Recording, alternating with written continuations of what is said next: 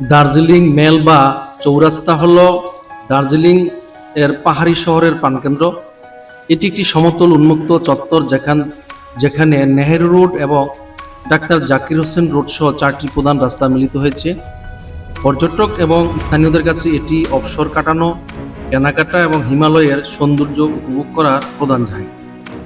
এখানে নেপালি ঐতিহ্যবাহী হস্তশিল্প, পশমিনা শাল, শীতকালীন পোশাক এবং বিখ্যাত দার্জিলিং চা পাওয়া যায়।